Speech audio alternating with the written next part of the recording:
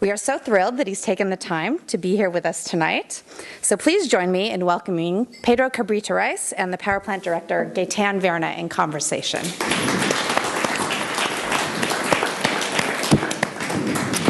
So thank you, Christine. Good evening, everyone. I would like to, I have to navigate this. This is what we're doing. So I would like to further introduce our work together in the exhibition that brings us here tonight. And please allow me to introduce Pedro's work more generally to everyone before we begin our conversation. So Pedro Cabrita Reis investigates the perceived boundaries of architecture, sculpture, painting, and photography. He works, and his work is typically three-dimensional in character and aims to alter, define, or question the limits of space. The Power Plants exhibition includes 3 projects that reveal the artist's facility in intermixing the language of different medias that he uses in his multidisciplinary practice. Reis primarily works with everyday objects combined with industrial materials in order to turn the familiar into new and abstract composition. For his first exhibition in Canada, he presents A Broken Line, a new monumental installation that was created in situ in order to address the architecture of our LePage Gallery. Using aluminum beams, fluorescent lights, and free-hanging electrical wire, Reis has created an installation that functions both as an abstract composition and as a sculpture that reveals and refines and redefines the space for our visitors.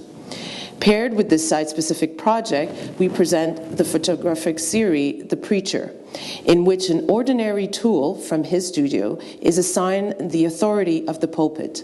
The camera pans around the object in a circular path as one would view a sculpture in the round in resonance with the spatial considerations evident in the installation. Last but not least, we will present a series of paintings titled The Toronto Suite 1-14, a new series of 14 paintings that employ similar materials and sculptural approaches to those found in the installation. The series of work exemplifies Reis' spillage between both media.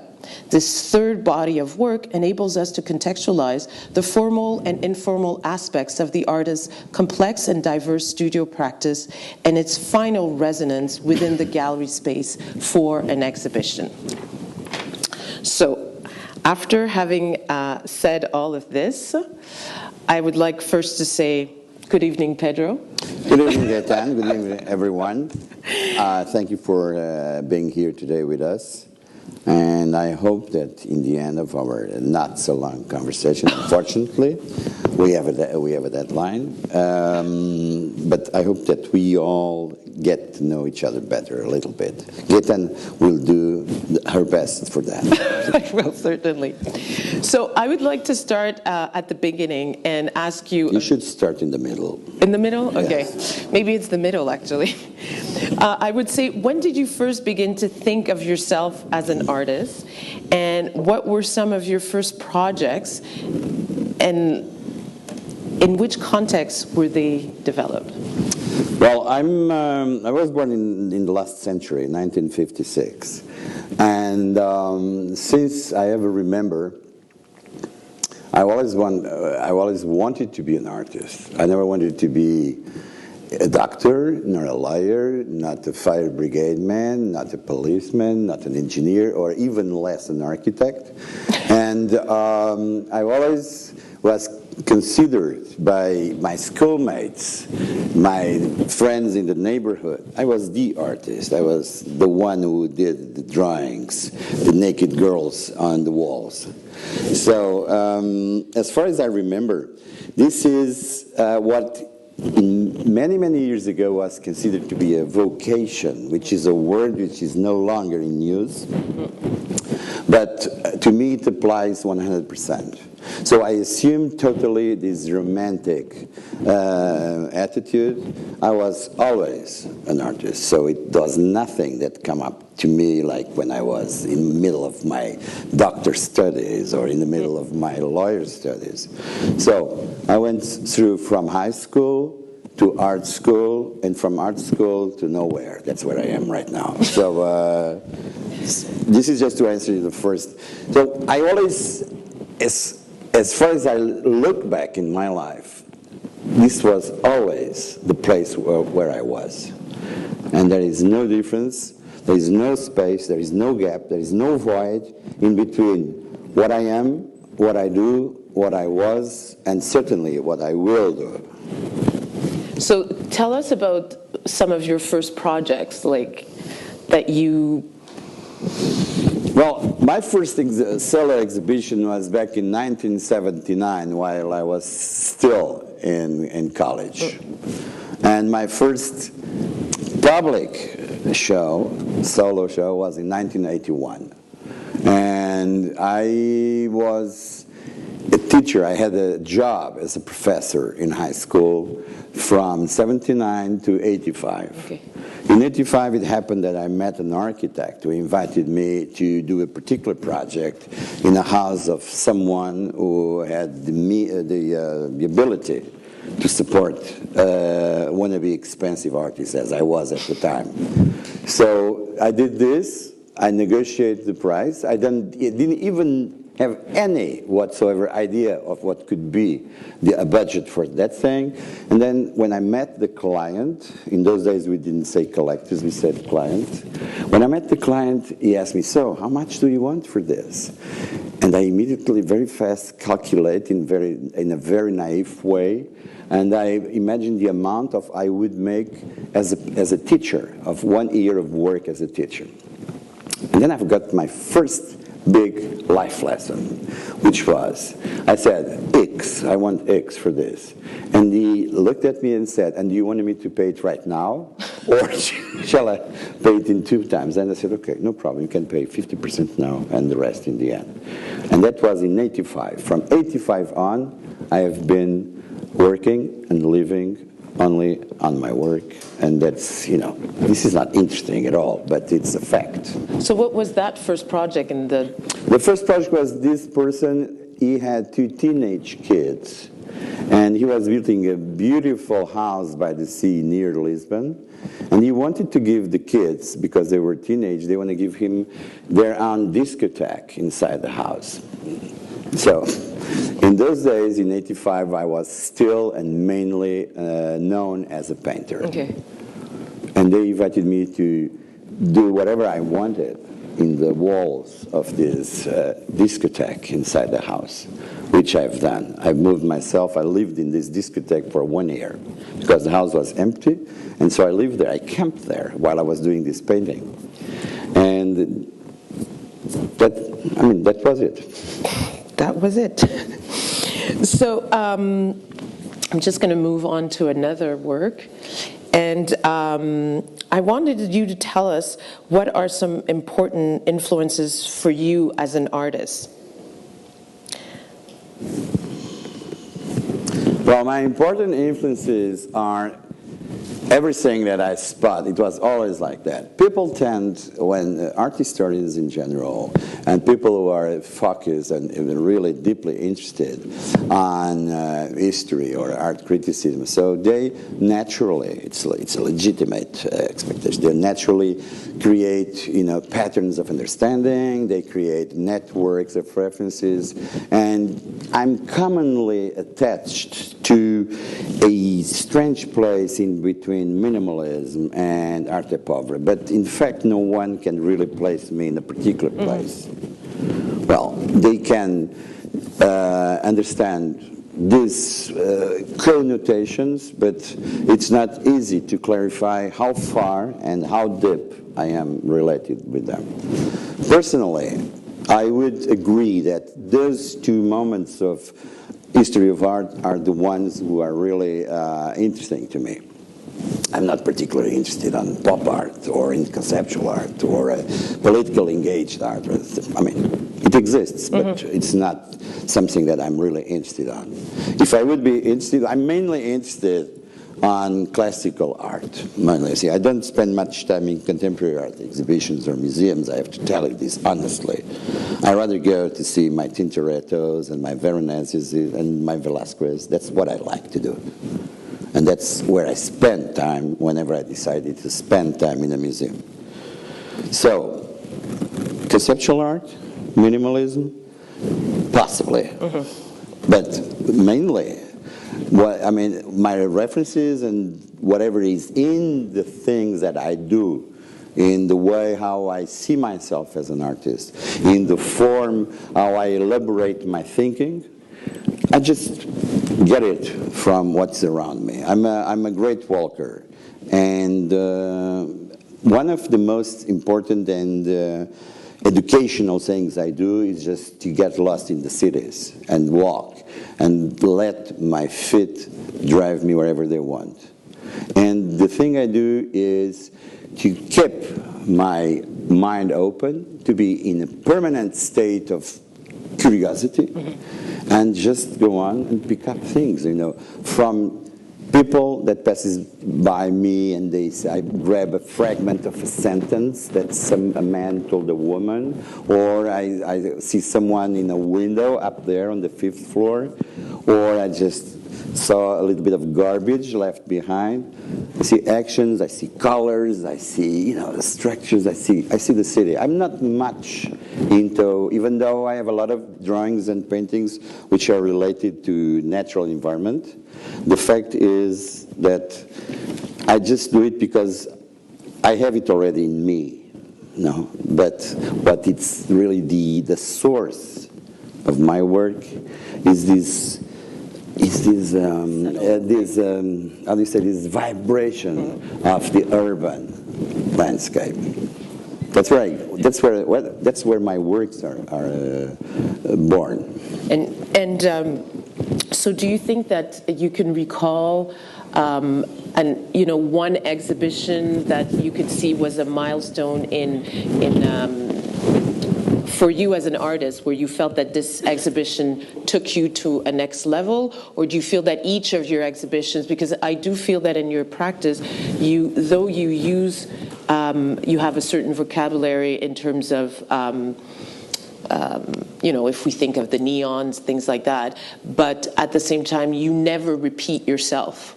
And so I was wondering, is there an exhibition in your mind that was really, let's say you would have started with an exhibition in painting, and then, is there an exhibition that was a milestone for you and that enabled you to move forward and change dramatically what you do? No, clearly not. I keep going back and forth. That's why I was making this joke about you should start in the middle. We always are in the middle. In the middle is the position that you don't have a limit. You don't know if you go further or forward or back or to the left or to the right. An artist is always in a position which is not dictated by targets or dynamics or of strategy. Is always, the middle is exactly his position in the world, is where he stands. And from that position where he stands, he can move anywhere he wants. And he mostly is driven by things, facts, tensions that are not, most of the times, clearly described. This might be considered as a rather romantic position, but I have to tell you that this is more close to the truth, whatever the truth means, than any other program or project in life or career path. Strategy. So what you exactly are is a result of convergence, how do you say that in English? Of crossing point, perhaps, meeting point, of many different aspects that you carry at the same time within you, obviously at different levels, but this is what drives you forward. When you start a sculpture, you might have an idea, a vague idea how it will be in the end. Gladly enough, it never ends as you expected, because you learn from the work. The work as an internal process of development that teaches you how you and where you should go. And you have to be attentive. You have to be in permanent state of tension in order to understand where your own action, which is slowly being transformed into an artwork, where are you going? Because there are a lot of things that you do not knew before you started. A mistake, a problem in the technical process, something that your assistant tells you in the spot, and you said, wow. You have to be humble enough to understand that what you have to do is to grab everything as much as you can, because this data, this info, this experience is the only real tool to develop the work. There are no sketches, no projects, no preparatory drawings. My best preparatory drawings, I always do them after the works are finished. They are great. You cannot imagine, they are beautiful. I can say that when we first started talking about our project, in a studio visit, you drew something and you said, okay, we'll call it a broken line. And what we'll see will be completely different from that sketch that I've kept. But you're absolutely right. I have a sketch. Oh my God. But when we look at the work that we're showing right here, and then you can see this work, and incidentally, which I think is something really interesting, when I first started thinking of inviting Pedro to work with us, realized in talking with him and also talking to Jessica Bradley that at the AGO there were works by Pedro in the collection, some that Jessica had purchased and some that were donated by Toronto collectors, which I thought was really interesting, so that it's not the point of inviting you to exhibit at the power plant is not so much based in just like, oh, we want to show something new. It's also, there's a legacy of things that sometimes people don't know because the collections change in institution. But it's really interesting to be able to show your work in 2014 at the power plant, and to look at this work and know that this work is in the collection of the AGO. That is something that institutions like the ones you are the director now, they have to do. They have to consolidate a patrimony. Exactly. And the patrimony is not only constructed upon physical evidences, objects, art. No, it's constructed over this subjective relation, which implies a lot of things. The wish of having that someone has the wish of acquiring a certain artwork. A museum has the wish of keeping artworks in this collection. Some people has the wish to make a donation. This generates a process which is an endless networking thing, which is a network in the good sense. It's in the sense of building up something. Yeah. Obviously, what I'm doing here is to add something to that, exactly, which obviously is not going to finish here, because this will expand in time and in space, and we don't know yet what all our, the fact that we've met all together, we don't know what is going to happen to that, but we are exactly building or putting together the premises of things that are supposed to happen. Yeah. So, what am I doing here? I've brought you my word, and I've brought you my work, and I've brought you my person, my presence, and I'm going home richer than 2 days ago when I landed here. And we certainly add 2 or 3 more bricks to this lovely house that we are building together. That's how I see what I have to do. I have obviously, as an artist, I have this absurd intention, of constructing a body of work which in itself would incorporate the absolute notion of truth about what the world is, what people is. But my God, I mean, every single artist has that ambition, even the ones who don't dare to say it. Each artist constructs in the way how he relates to the work, in the way how he does his work, he constructs a cosmogony. Every single painting is in itself a representation of the world. Every single lifetime of works by an artist is, in a way, an impossible form of reconstructing the world in itself. So, we are bonded together. I mean, there's no way we cannot be together in this. So we are, with all our dreams, expectations, fears, why not? We are in fact in the process of changing this, all this where we live. So a painting is perhaps not much different from a business decision or from a family education decision. So it's something, this is an imbricated territory. As an artist, I do what I suppose I know how to do it. And I have to tell you honestly, I have the ambition that whatever I do, and whatever you take in your hands that I do, would be a representation of the absolute truth about the world. So some other artists insist that they are not like this, they just want to understand or analyze, or I'm not one of those. I want everything. Everything, all the time. I want to do everything. I cannot imagine that I will die without having done whatever has to be done in order to create a system, an idea, a concept, a form to understand the world. But I'm not different from the others. Everybody wants that, yes, that's right? it. So it's interesting, it's a good segue. You were talking about painting.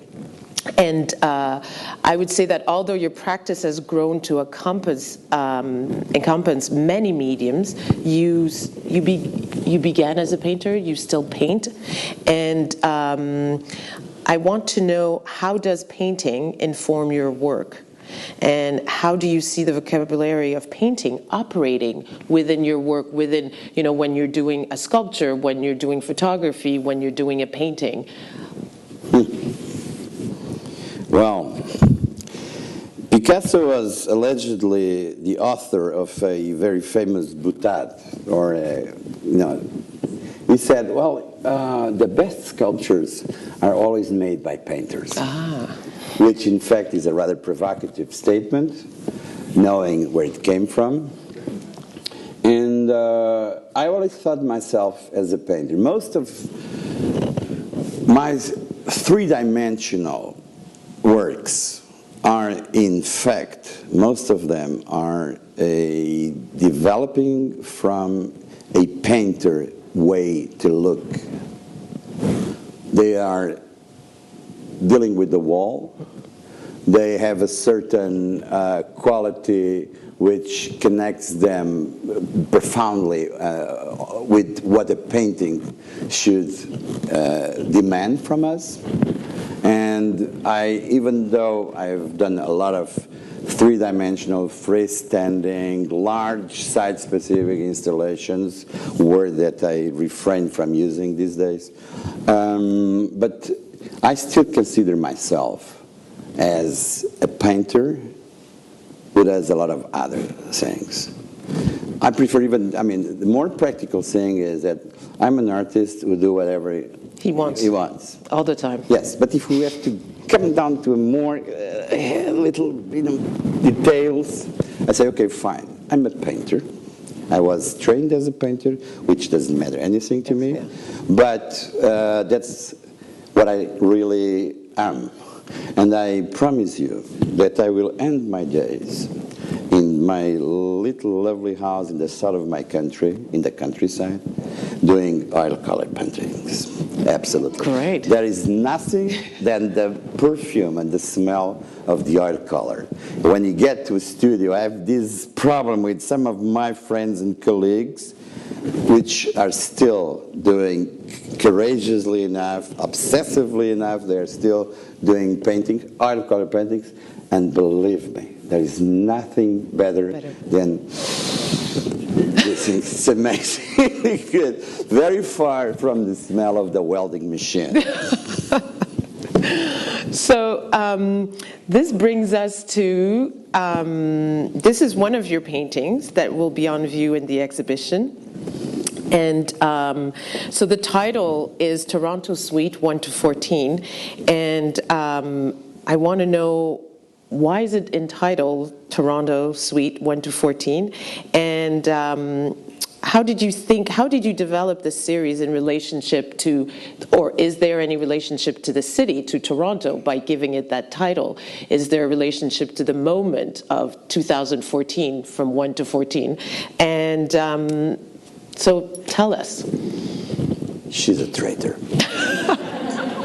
We talked about this before.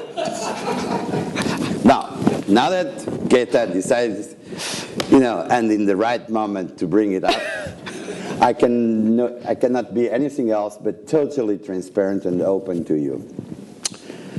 There's always a moment in life when I think when artists start to look at other artists' work and try to discuss that. Great masters in the past did it.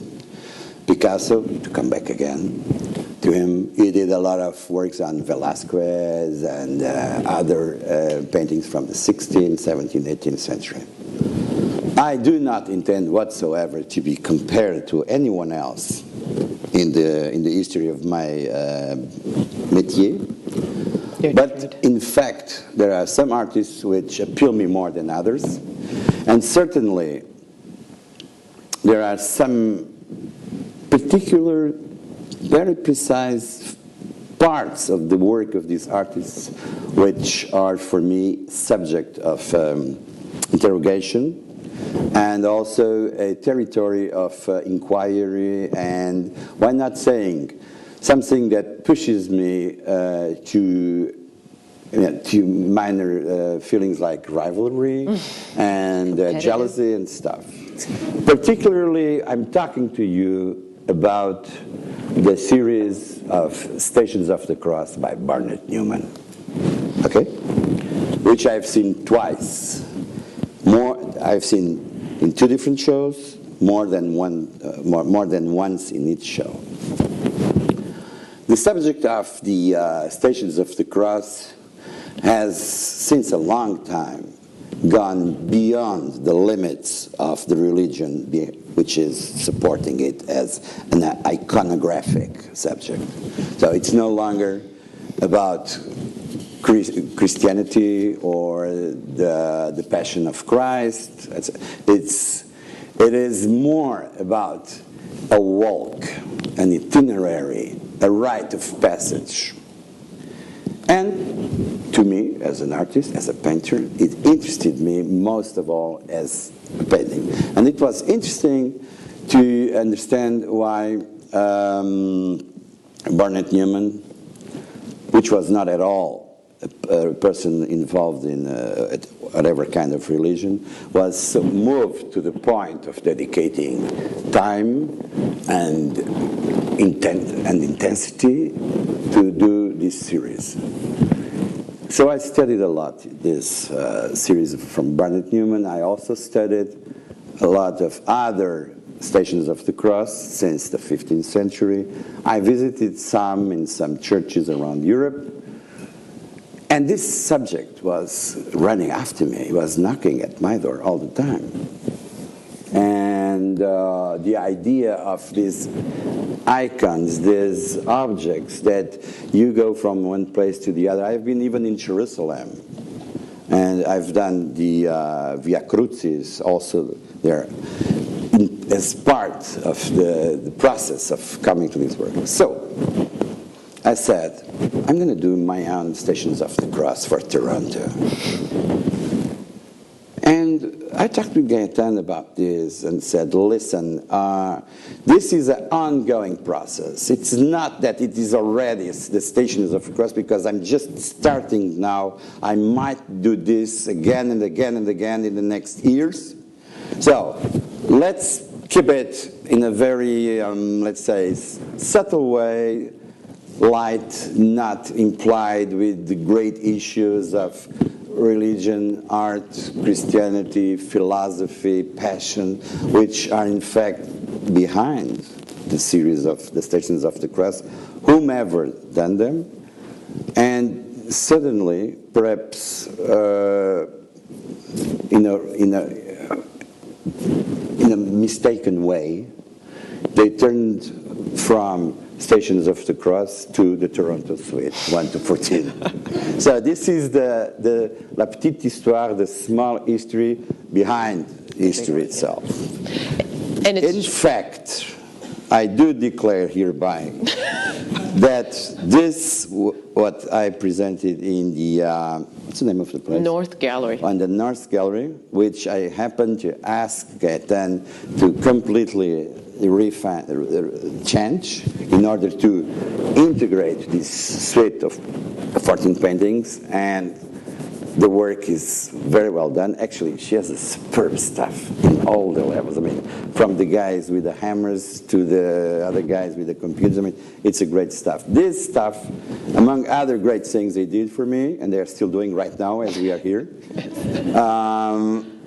they constructed this intimate space. We built a little bit subtle things, but they dramatically change the spirit and the soul of this particular gallery. And it's now there, these 14 paintings, and I think they are good. And they are inevitably my first try in what I imagine to be an obsessive and recurrent recurring, yes, subject. They are the first time I ever present this to the others, to the other people. And one thing we must say is that in any of our explanation of the work, we will not be like necessarily making reference directly to the 14. Now you can. Well, now everybody open up knows, the I guess. Everybody knows. We can't keep it away. Now you can do you can interrogate, ask, compare, combine. But I like the analyze. fact that the title is Toronto 1 to 14. It states it in time, and at the same time, the fact that it's a multi-layered. This is something I usually do. I like to when I do work. Sometimes I do works in situ. Sometimes I prepare them to be exhibited, especially in a particular place. And I like to create this virtual, subjective map of my life. And this map of my life, it's not the same as a regular map. It's a permanently moving cosmography, where I'm going from one place to the other. And I like to attach the names of the places to my work. I believe that the majority of this audience here today have seen a beautiful film, a black and white film from this Russian director called Tarkovsky, Andrei Tarkovsky. He did a lot of great films, and among them, he did one called Andrei Rublev. Andrei Rublev was an icon painter from the 13th century, around that. And making a long story short, the film showed us an itinerary that this icon painter got a commission from a church. Actually, this story is very close to a story or a myth that we know about Giotto. Giotto has so this, maybe when Tarkovsky did the movie, he introduced, when he designed the profile of this Andrei Rublev, the icon painter, a little bit of the Giotto story. And the story is very easy, is this. Rublev got this commission to paint a large painting in a monastery or something like that. And the film shows us he traveling, getting drunk, fighting with someone, making love to a woman that he met, being afraid, crying in his loneliness, or just eating normally. I mean, the film shows us everything but The painting. whatever it was meant to be. And this trajectory is very, let's say, it's an itinerary that speaks us about an interior dimension that will be, in the end, given into the painting. So that's a beautiful movie, like any other Tarkovsky movies, but it particularly touches me in the sense that there is this nomadic travel around different places, many different places, and the central character, he lives something of himself in all these places, in all these moments. And I think that, my friends, let's be honest about this. We like to leave fingerprints where we go. That's our main thing in life. We do things, we create things, because we, in fact, we are oriented to that. There is no way that one can understand a life of a human being without considering that this life is a long, subjective, strange process of leaving things behind. Can be songs, can be poetry, can be business, can be murders, doesn't matter. There are many different ways to leave marks in life. And we do this, I do this, and I really love to have my works connected to the places. A lot of my works bear the name of the places where they were either exhibited or done or just brought up there. Wow. So we'll move to another work from that will be presented at the Power Plant, which is titled "The Preacher," and makes me think, in the discussion that we were talking about before, also, is, are you seeking to make, a link to the divine? I mean, does this in choosing the preacher, are we making relationship to the position of the artist? What's that link? I was always fascinated. Rewinding. In '74, there was a dramatic change in my country, politically wise. Portugal was run by a fascist dictatorship since 1926 to 1974. I was 17 years old in 1974. I actively took part in my small little dimension as a young man at the time in this change of history, which I was engaged with during 4 years till 1977, and then I calmly picked up my luggage, my hat, and I went back to the studio. I thought that whatever I had to do was done. I could not go any further than this, and I decided that it was about time to go back to the studio and do what I really know how to do. I hope I know how to do. So why am I introducing this? Because in politics, with ideology, or in religions with the dogmas, wherever there is a congregation of people, there is always this particular type of persons that go a little bit higher than the others, and they talk to the others. This strange noctambule, how do you say this in English? Sleepwalker. The thing that you go up in a ladder or in a pulpit, or you go up in just a beer wood box, whatever, and you address yourself to the others. There is a certain tragedy in this loneliness of talking to the others. And because if you follow attentively someone whom is in this particular position, after a certain moment, everything loses any possible sense.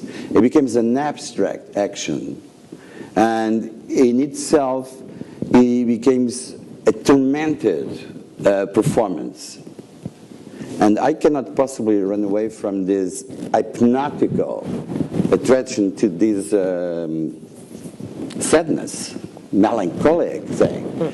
So either the priests in the pulpit or the politicians in the middle. So this human act of addressing the group with a narrative, with an ideological semantic construction, which in fact most of the times it's only, it doesn't have any real meaning. It's just a ritual process of engaging the community or the collective into one idea.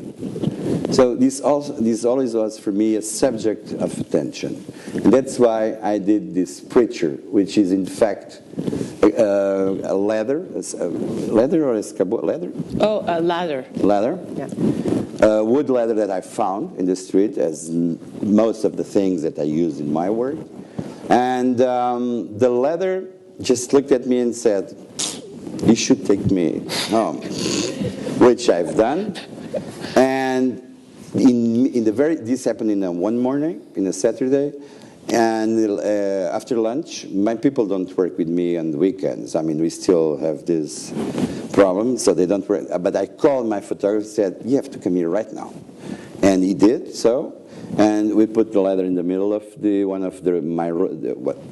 of the rooms in my studio. I have several ones. And I told him, "Let's photograph this ladder just around the clock. And let it be alone. Let it be isolated. You have to photograph this in a way that when one looks at the photo, we have to feel this loneliness, this abandon." So that's why and I decided to bring it to Toronto, not for no particular reason, just because I really like that piece. I really like the suite, and it's brand new. And I said, I want to exhibit this publicly. This was the right occasion. Oh. This has a kind of a funny story behind this piece. Tell us. I did this piece, which was one of the pieces I liked more. And this was exhibited in the Tamayo Museum in Mexico City. Done with found doors I found around the museum, and tires I took off one of these huge steel garbage cans, containers that you sometimes found in the streets. It came out like this, boom. It took like half an hour to do. It was great. I was like saying, whoa, am I good or not? And in the end of the show, this piece was destroyed by the museum. And I said, why? What moved you? I mean, what is the reason behind that? Why did you do that? And I said, well, he never told us what to do with it. So these things happen too.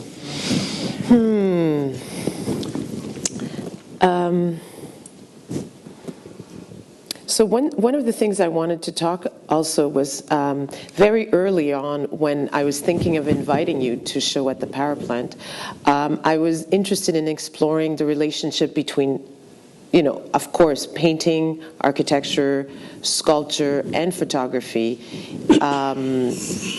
in the exhibition, but specifically in your work in general. And as we'll see, the 3 exhibitions that are presented at the power plant for the fall 2014, all of them deal with painting, drawing, sculpture, architecture, but always with this position, because that's what there's something that I see happening in painting. Painting is about space, constructed space, and so my question for you would be, how do you think about, could you speak about the three bodies of work that we've chosen to present, and also what's the interrelationship for you between painting, sculpture, and photography? As usual, the best way to lie to people and to hide yourself behind the curtain is to be honest.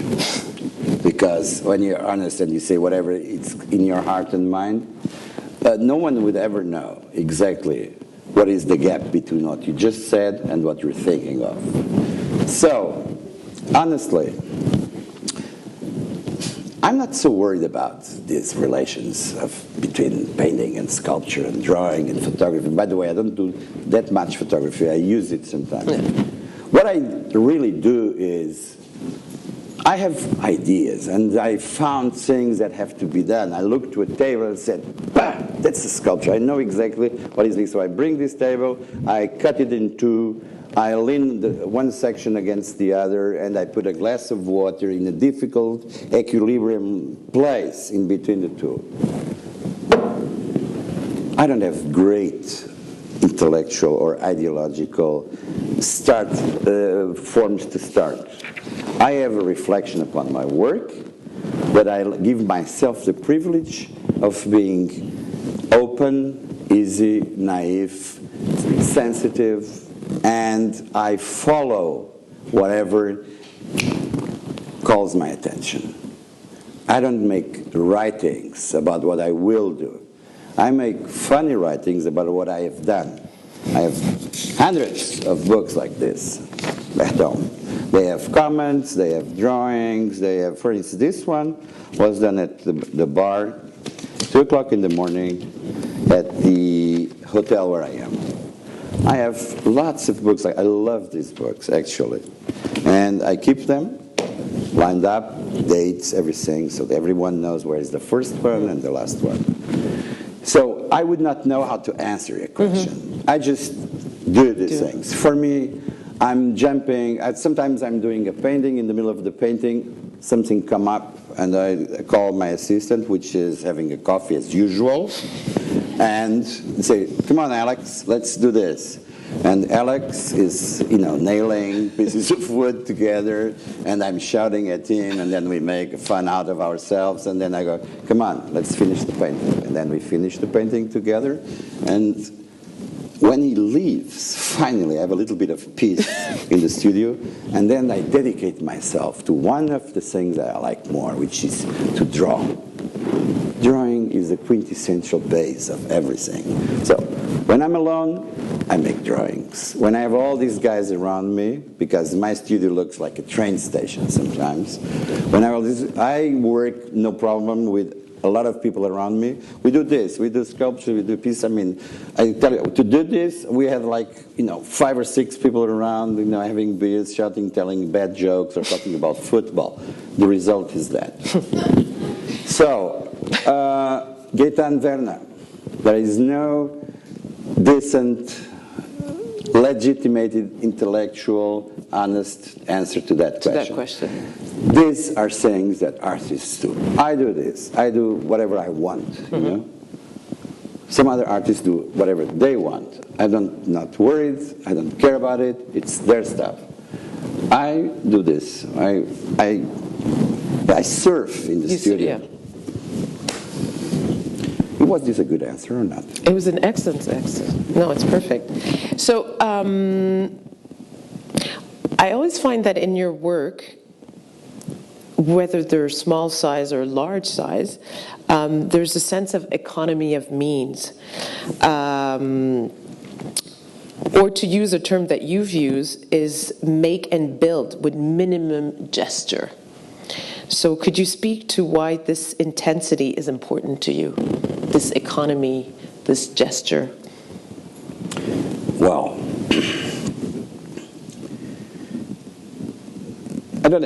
I'm not interested or even close to any kind of philosophy like Buddhism or Zen, whatever, that proposes a minimum, that proposes a relation to the interior of oneself and the relation to the world that implies what I would call a non-presence. I'm interested in that in a literary way, like I'm interested in everything, but I'm absolutely sure that in art, at least in what I do as art, the less you intervene, the less stuff you bring in. If you have a precise gesture corresponding to a very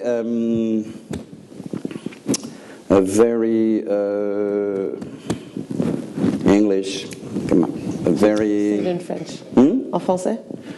Highly concentrated. Specific? No, specific is not enough.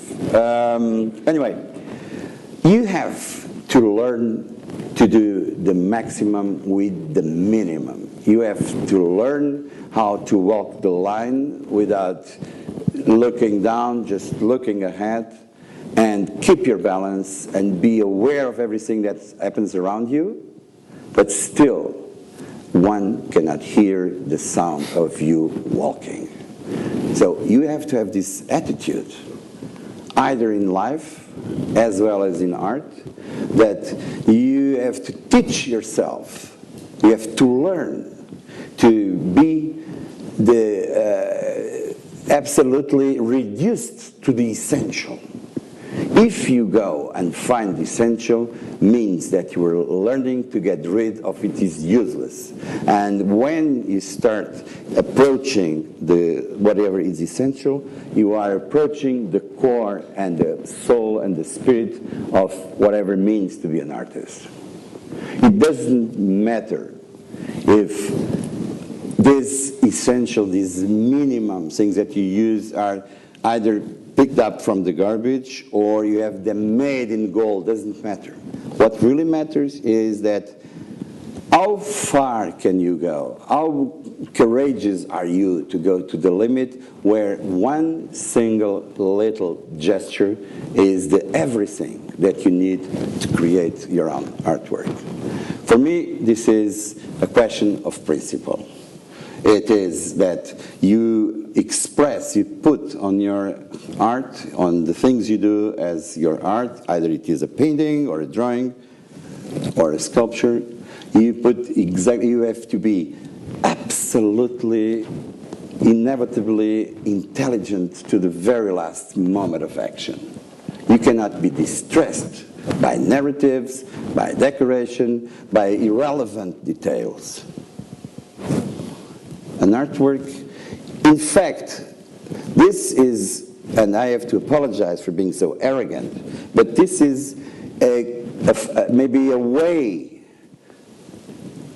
in the same way when Michelangelo used to say, the sculpture is inside the stone. You just have to get rid of the extra stone, and you have to feel and to know exactly what is inside. So, no comparison. He is there, yes, and we are just here. But still, the principle is the same. Seeking the same thing. You have to, mostly, you have to free yourself from the things that you really do not need at all. Mostly, and especially if you are an artist. In life, too. Well, I think it's a in choosing to show this work and the next one also. So I want to hear you tell us about you've mentioned many times finding an object, and so you make use of common construction components in your work, such as windows, bricks, neons. And so what drew you to become working with these everyday materials and continue to use them over the years? Well, because maybe I'm not that good. That's what I can do. Now, the thing is this. I have this particular inclination that leads me to praise, to honor. I don't have the right word for this. What we call the the world of the work. You know, Labor. Labor. labor. Okay. By labor, I mean the very simple act of putting two stones together as a start, as a beginning of a construction process.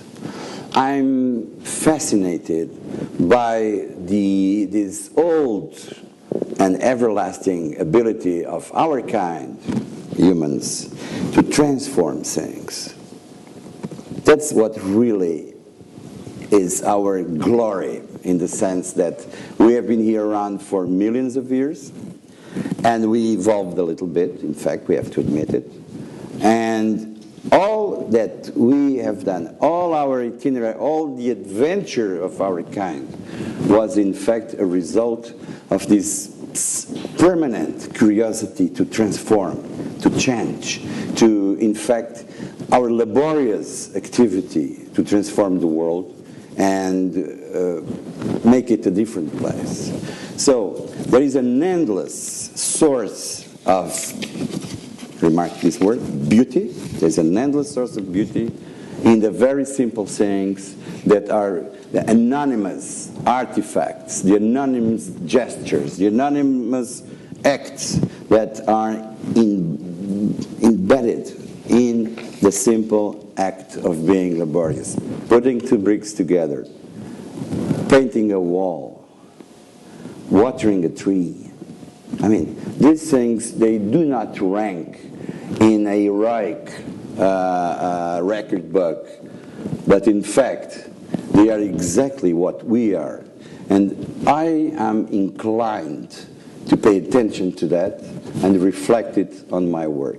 I don't have any other source of interest in my work which is not this particular universe, this particular territory. So I will perhaps always use that. I will make drawings in the most expensive French paper I can find, as well as I will do the most strange sculptures or objects in the ultimate garbage, things that I've picked up.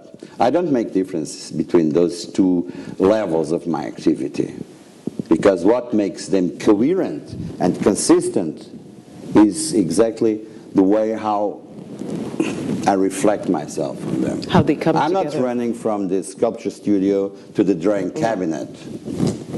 No. It's the same gesture. It is. You've mentioned that melancholy is inherent to fluorescent tubes. So in your eyes, how might these objects carry the social history? And you've talked about labor, there's the history of industrialization. Are those preoccupations that you're interested in, or am I putting too much into... No, but we have to split the question in two different areas. Okay. I was, in the 90s, I was doing a lot of sculptures in plaster, and most of these sculptures were related to this eternal sick cycle? No, S-E-E-K, sick, chercher. Seeking? Seeking, yes. Seeking. Since we are here, we have been seeking for water. All of our cultures, all of our different religions, all of our, credos. Most of our cosmogonies or Kabbalahs, whatever, from different races, religions, they have one thing in common. And this one thing in common is the importance of water, and how water could be somehow represented as a source of life, as an original departure, as a first step, as something which we are part of. Looking for water, trying to find it, and then bringing it to water the land, making trees grow with that. This has been together with us since we are here. At a certain point, I moved from these sculptures were, I have to tell you, these sculptures in the 90s were all kind of representations of water architecture, so to speak. Let's say channels, you know, water tanks. I mean, it was, roughly speaking, was a variety of architecture constructions connected to the water, reservoirs, etc. And I was doing a lot of that in plaster, because plaster is the most dried element in the table of elements. So it was not by chance that I was using plaster. From that moment on the early 90s, later on, I was slowly approaching the light.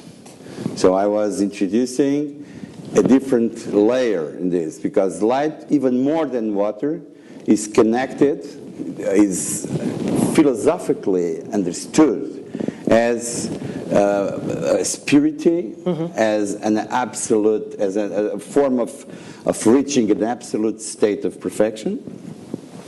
And at the same time, is as water is considered the first thing. Light is the first thing in our trajectory. There are many different types of light, no?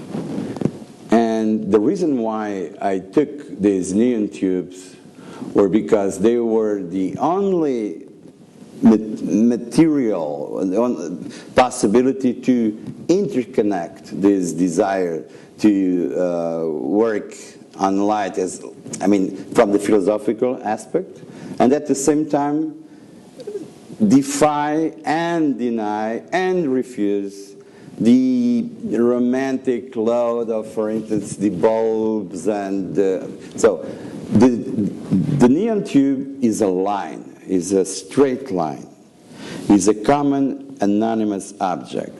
It is part of industrial landscape. It's also used in these very far away suburban places or ghettos where people live or try to survive, to be more precise. And so this particular object had a lot of qualities that interested me. And when now we have to go to the melancholy thing. In philosophy, the word melancholy is a category with, it doesn't have anything to do with sadness. Not at all. This is, let's say, the popular daily use of the word. Melancholy or melancholy, I don't know. Melancholia, to be more, is a concept in philosophy that expresses the lonely of humanity after being abandoned by God, which in the Catholic or Christian has to do when we are expelled from the paradise, and it was the start of culture, and it means, in a way, it represents this wound when a possible paradise life was lost in favor of a tragic liberty, a tragic loneliness. This is what melancholia in fact means. And why is this connected with the use of the neon tubes? Because in fact, the neon tubes, for me at least, the fluorescent light, they have this, they bear in themselves, they carry in themselves, not only the fact that they are a geometric thing, so it's like a drawing. It's a drawing. It's one line. You start in one point, you go to the other. This is a very simple thing to do. You know, this is a line. A tube is a line, and it has light in itself, and in fact, it brings with him this. At least I feel it like that. It's very subjective, of course. It's even romantic, no problem. But for me, it represents the quintessence of this being this neglected thing. This, for me, neon light represents this kind of social sadness, if I might propose you this concept. And I keep using like that. And what I do with this, I draw straight lines with them. I like to draw, as I told you before. I draw in many different ways. The use of fluorescent lights should be considered as the drawing part of my three-dimensional works, as well as the cables hanging, the electrical cables hanging, are also drawings, like if I draw in the air, you know, or in the space. Mm-hmm. Here I'm just showing some images of works that, again, you know, kind of reinforce that notion of line and space. I did this in MIT, in University of Massachusetts, many, many years ago. And then there's this one also. This is a work that I've been doing in several versions, which is something that I also like to do. I keep it open, you know, whenever I can come back to some line of work which I've done like 15 years ago. I'm not whatsoever worried about it. And this, I Dreamt Your House as a Line, is something that I've done 4 or 5 times or in different places. It just happens that if I have this kind of, if I'm into this place, if something in the place reminds me or calls my attention or it reveals itself to me as a proper place to redo the work, I do. This particular piece, I Dreamt Your House as a Line, I did it 4 or 5 times. I started in the US, in Massachusetts, in the university, in the gallery, and last time I did it was in Lisbon, in fact. It's always different, I have to tell you.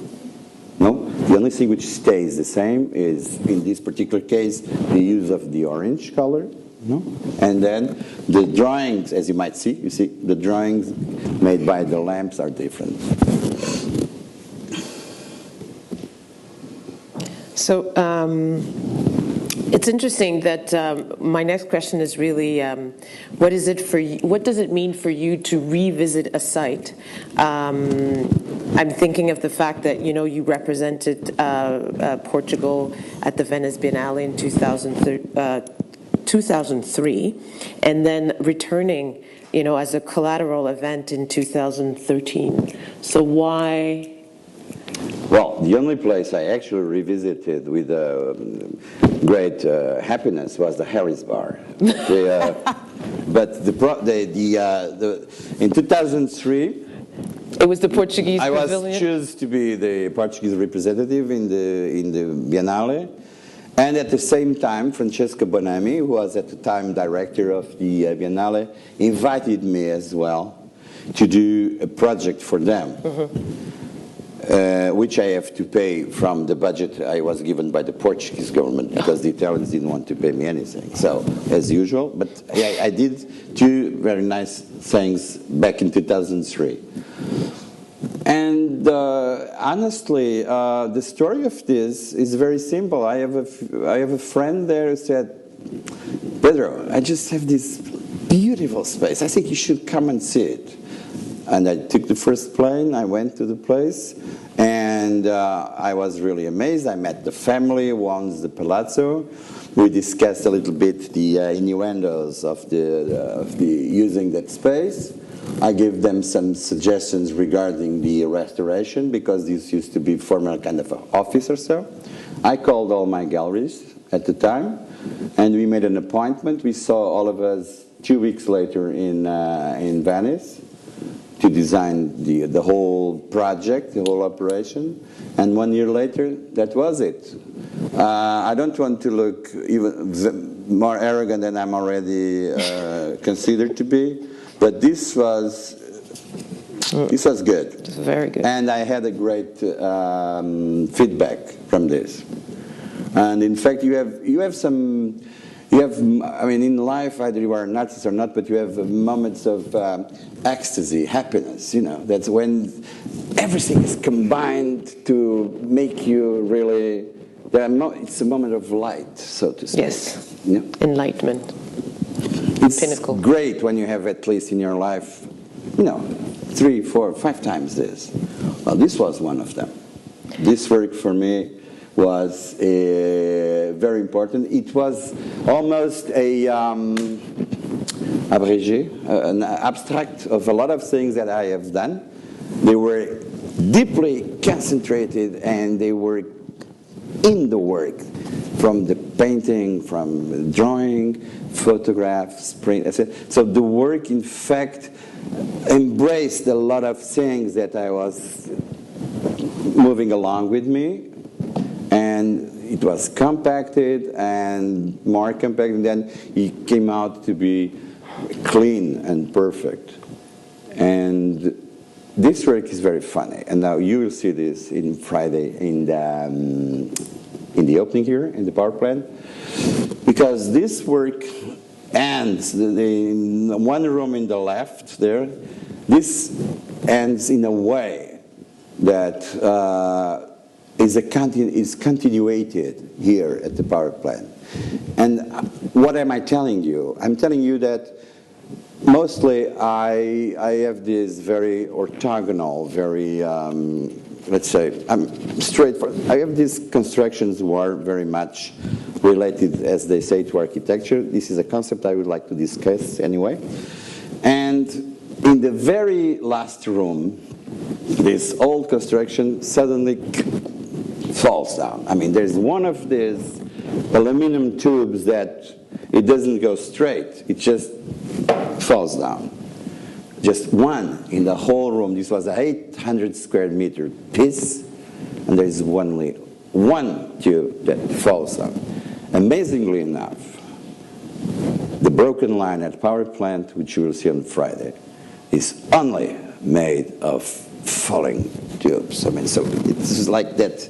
This piece I've done for this place is the continuation of this one. I like to see it that way. Mm-hmm. I want to ask you a question. Whenever I would talk to different generation of Portuguese artists about you, they've always mentioned the fact that that you have an important art collection. I don't know if it's the only focus of your art collection, but that you collect Portuguese artists, and is this important? Like, why did you choose to do this? To collect Portuguese artists? And then the second part of my question, when one reads your CV, you see that, I mean, you travel the world, you could have been living in Berlin, in London, in Paris. Why have you chosen to remain in Portugal and to be so, embedded in your country, which I think is amazing? Well, back in the mid-90s, I was able to collect, and I wanted, because it was an obvious. My generation was gifted by a particular economical and social context that allowed us to very quickly became very quickly known, and my generation, which is the 80s generation in Portugal, is the first generation ever, in general, to live on art. Before us, great artists were professors, were designers. I mean, they had all other to support themselves. We show up on the scene in 84, 85, 10 years after the so-called revolution, and suddenly, I mean, we changed the modus operandi. I mean, we very young and very early, we had the kind of success that allowed you to live on your art in the national market. And then it spread a little bit. Not for everyone, but it spread a little bit. The generation after mine didn't have anything of this, nothing. There was this recession, the market was coming back, there was no interest on young artists. Galleries were very small, and they only took artists who could be interesting from the market point of view, and so there was no space for these people. And perhaps given my former socialist past, I said, well, we have to do something about this. And instead of saying great rhetorical things about, I decided to start spending the money, part of the money I made at that time, buying art. I financed shows, I financed catalogs, I even financed trips. And I think I did the right thing. When the Lehman Brothers came down, I have to refrain a little bit, because, that was the time. But I'm very proud of my collection has almost 600, not 600, but almost 600 artworks that goes from drawings to large installations, videos a little less, and paintings, all of this. And these almost 600 works, they are the product of the activity of almost 50 artists or so like that. Some of them obviously didn't make it. Some others made it very well. Like you have, we showed Vasco Araujo. Yes, I have 5 pieces of Vasco. Yeah. Yes. You have some Joana Vasconcelos. Yes, also. Yeah. And now I'm not buying that with that intensity anymore. Well, I still buy, but not as in those days. But I think I did what I had to do. And so, why stay in Portugal? There's no better place. Yeah, you're right. In the mid '80s, in the early '90s, when I started to travel a little bit more, being a little bit more known in international context, etc., I had suggestions, and people was willing to tell me, why don't you come and live here? I even remember that Christos Joachimides was pretty active at the time in Berlin, and he would say, "Why don't you want a grant from DAAD to come and stay in Berlin for a while?" I said, "It's too cold." So I think it's not the place where you are. It's not that important. I know that everybody will kill me and say, "You're crazy, New York and London." Okay, fine. You go, I stay. It's very important that you understand that the crucial thing is the ability to move. It's not that you go to another place. It's moving, is the itinerary, is the voyage, which really matters. As an artist, and for an artist, I think the most important thing is to keep this being inside this kind of being pure and freshness and curious, and this implies this permanent nomadic position. But even nomads in the middle of the desert, they always seek for the place where they came from. The best thing about traveling most of the times is returning. It's from returning that you measure the importance of what you have done. You have to have a place from where you have to measure the world. And this place, I don't see which place could be better to that than the one that is in your own body. The food, the wine, the melody of the language, the place. Sun. Okay, these are all romantic assets, of course, but they are undeniably part of what you are. And if you want to be in a situation of interior harmony, no other place can do that for you but the place where you are, where you come from. I know this is not very fashionable these days, but that's how I think. On this note, thank you, Pedro, for speaking in such an eloquent way and such a... There's so much depth in everything you say, but there's also simplicity, again, the simplicity of gesture and the honesty. And I can vouch for you're like this in real life. and There's no and it is probably because of that your work is so amazing. And each time I go through your book, I'm like, oh my God, I wish we could do this and we could do that. So this is probably an unfinished conversation, and I think Christine will follow up. We're turning the floor over to... We'll turn, the floor over to questions. There's two mics, so if you have any questions for Pedro, this is the time.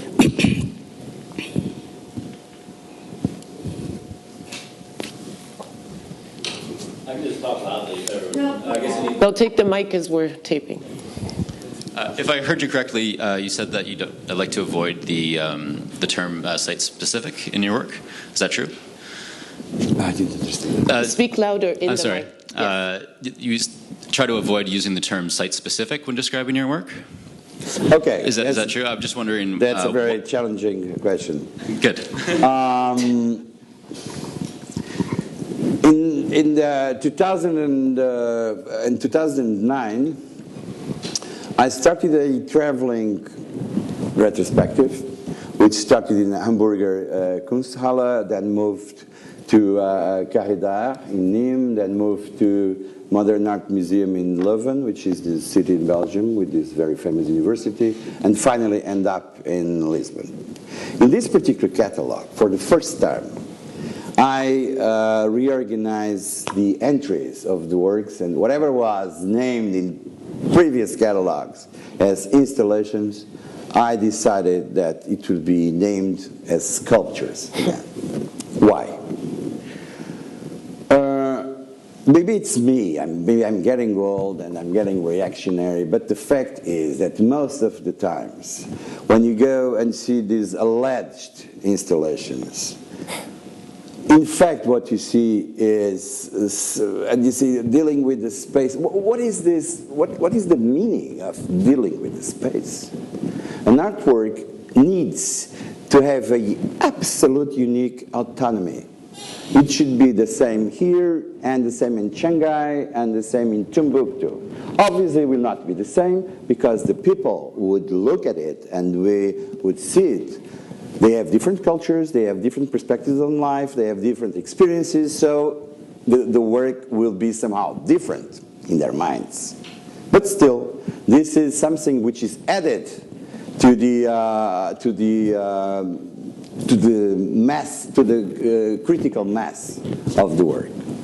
I decided to not use anymore the word installation and in fact replace it for a sculpture, because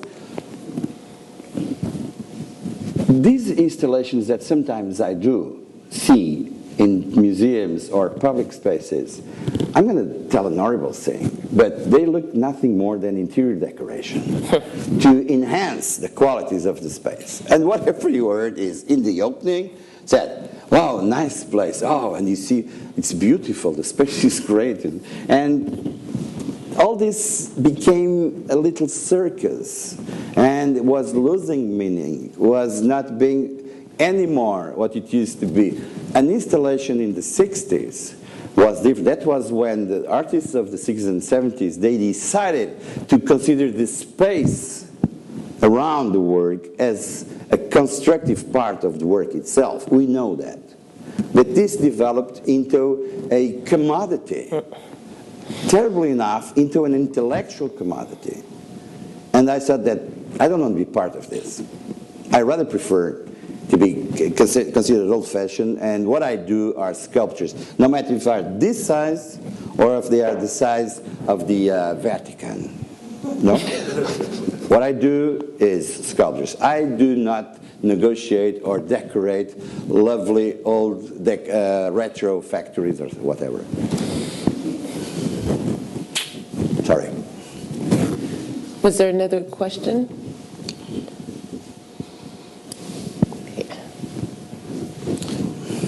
It's Barry.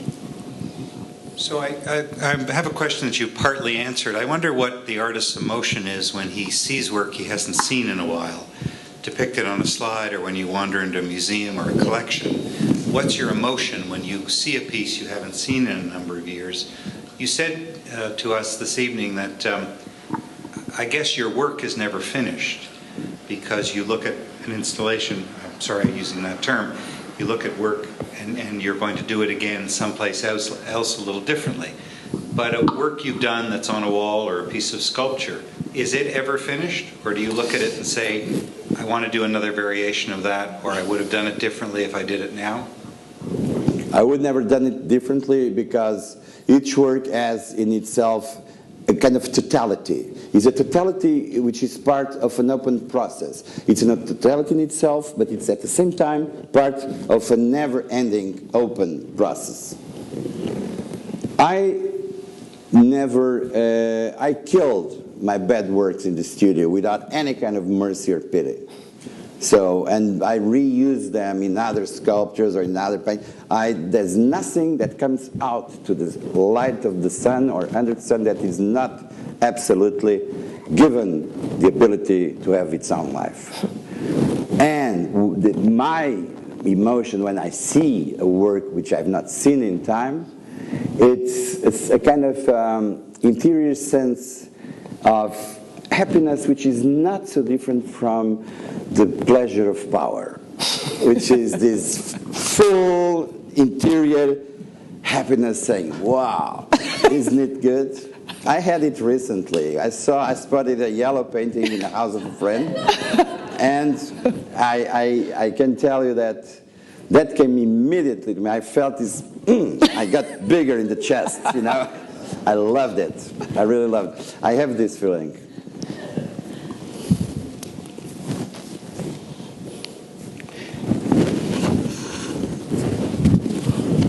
Any other questions? There's one here in front. Just quickly, I was wondering if you could speak to taking older work that didn't work and reinvigorating it into something new. Like the recycling of older works that aren't working out and taking that material. I think that's what you were saying before a moment ago. It doesn't have necessarily to be older work. I have done a lot of works that not so long after I've done them, I recycle. For instance, a very quick example. In 2003, as it was said here before, I represented the country in. We don't have this photo, no. In Venice. I did a kind of a house, and inside the house there was like hundreds of neon lights, and this is not neon lights, and there was air conditioning. I mean, it was really a machine. Obviously, it took a lot of space to store. And this piece, which was very well accepted already back in 2003, and reproduced in different books and catalogs, etc., not only of mine, but other people did. And it has been a source of pleasure and fun. I've done, you don't know how many sculptures I have done after with that material. I consider this to be the ultimate beautiful, creative thing, when you use your own material as your own garbage, man. So you take this and you enhance, you enlarge this. It's great. This is a privilege that you are not whatsoever able or allowed to deny. You have to learn to do this.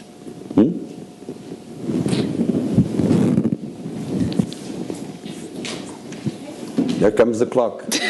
Christine. Well, thank you so much, Pedro and We were Gaëtane. beginning. We were in the beginning. My apologies for having to cut things short, but we really appreciate your giving us a sneak peek of what to expect when the exhibition opens on Friday.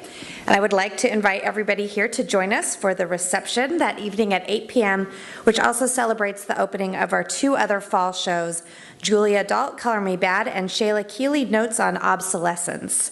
Next week, artist Julia Dalt will also speak in conversation with critic Robert Enright on Thursday, September 23rd, same time, same place, so we hope to see you there. Thank you so much for coming tonight. honor Sheila.